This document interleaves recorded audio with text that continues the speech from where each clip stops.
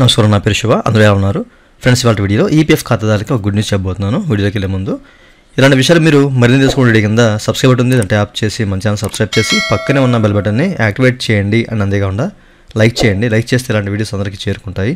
So please like.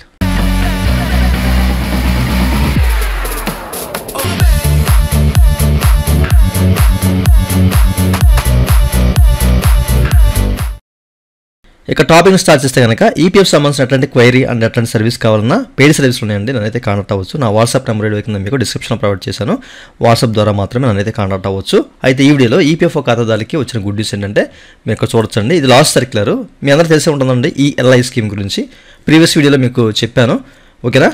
అయితే ఈ ELI స్కీమ్కి eligible కావాలంటే కనుక ఈ ఫైనాన్షియల్ ఇయర్లో ఎవరైతే జాయిన్ అవుతారో, ఇక్కడి నుంచి ఎవరైతే జాయిన్ అవుతారో అట్లాంటి వాళ్ళకి ఈ యొక్క ఈఎల్ఐ స్కీమ్ అనేది అందుబాటులో ఉంటుంది. వాళ్ళే ఎలిజిబుల్ అని చెప్పేసి లాస్ట్ టైం కూడా మీకు చెప్పాను కదా. అయితే ఈ యొక్క ఈఎల్ఐ స్కీమ్కి ఎలిజిబుల్ క్రైటీరియాలో వచ్చేసరికి యూఎన్ యాక్టివేషన్ తప్పనిసరిగా జరిగి ఉండాలి. అంతేకాకుండా బ్యాంక్ అకౌంట్ ఆధార్తో సీడ్ అయి ఉండాలన్నమాట. సో అట్లాంటి వాళ్ళకి మాత్రమే ఈ యొక్క ఈఎల్ఐ స్కీమ్ కింద డీబీటీ ద్వారా కేంద్ర ప్రభుత్వం పిఎఫ్ ఖాతాదారుల యొక్క అకౌంట్లో వేస్తుంది, ఓకేనా? అయితే ఈ యొక్క లింకింగ్ ఏది యూఎన్ యాక్టివేషను అలాగే ఈ బ్యాంక్ అకౌంట్ లింకింగ్ ఆధార్తో సీడ్ చేయాలి అన్నాం కదా. సో దానికి ఇంతకుముందు మనకి గడువు అయితే ఇచ్చారు ఈపీఎఫ్ వారు. సో అదేంటంటే 30 నవంబర్ నుంచి 15 డిసెంబర్ 2024 వరకు ఇచ్చారు కదా. ఇంకా చాలామంది మిగిలిపోయారండి. ఇంకా చేయాల్సిన పనులు అయితే ఉన్నాయి.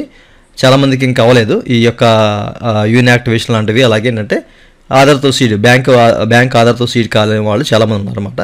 అందుకని చెప్పేసి ఈపీఎఫ్ఓ ఏం చేసిందంటే మళ్ళీ ఈ 15 డిసెంబర్ 2024 ఉన్న డేట్ని ఇక్కడ చూడొచ్చు మళ్ళీ పొడిగించిందండి. ఈరోజు ఈ సర్క్యులర్ విడుదల చేసిందన్నమాట. 15/1/2025 వరకు టైం అయితే ఇచ్చారు. అంటే నెక్స్ట్ మంత్ 15వ తారీఖు వరకు టైం ఇచ్చారన్నమాట. ఇంకో నెల పొడిగించారు, ఎక్స్టెన్షన్ చేశారు, ఓకేనా? నిజంగా ఇది ఈపీఎఫ్ ఖాతాదారులకి ఒక గుడ్ న్యూస్ అని చెప్పేసి అనుకోవాలి. సో ఎవరైతే ఇంకా యాక్టివ్ చేసుకోలేదో యూఎన్ నెంబర్ని, అలాగే ఎవరైతే ఇంకా ఆధార్తో సీడ్ చేసుకోలేదో వాళ్ళ యొక్క బ్యాంక్ అకౌంట్ని తప్పనిసరిగా చేసుకోండి, ఓకేనా?